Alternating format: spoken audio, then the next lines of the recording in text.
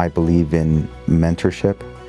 I believe in connecting with people and connecting with God, and leading people to connect with more people and to connect with God.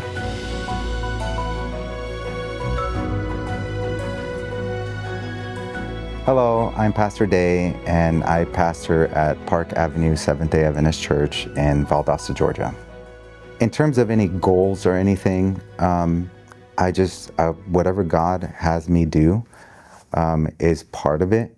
More specifically, I suppose, is, I've become more in tune with my passions in ministry and in life, which involve mentorship. It involves youth and young adults. Part of my calling is intertwined not just with my calling to ministry, but also with my calling to be a Christian. I grew up not in the church, kind of in a Catholic background. My grandma, I lived with her and we went to a Catholic church.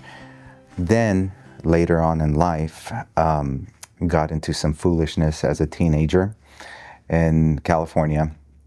And I came to a very dark moment in my life where I wanted to take my own life.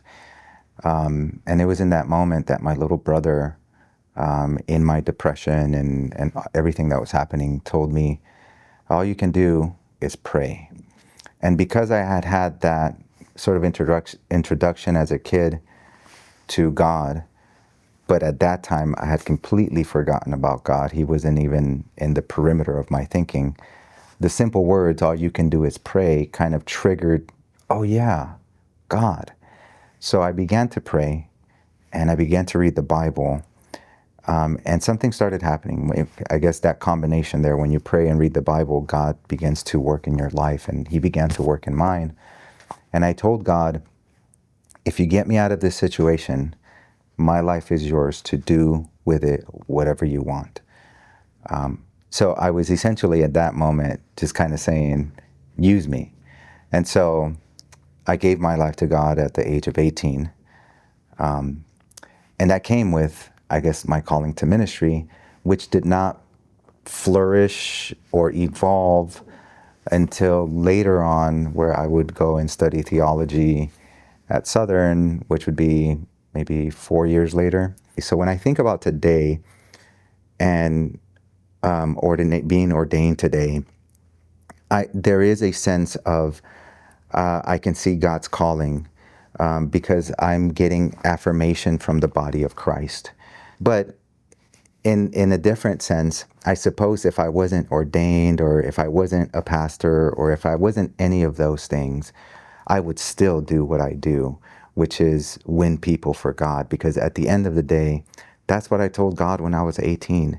My life is yours to do whatever you want with it. And I can't not say the following. I really have to appreciate my wife, Vanessa, and my son, Julian, being here, because really, if it was not for them and their sacrifice, there would be no Pastor Day. There would be no baptisms that I've done if she didn't choose to share me with people, which is a very difficult thing. So all in all, I think this is a very special day to be remembered.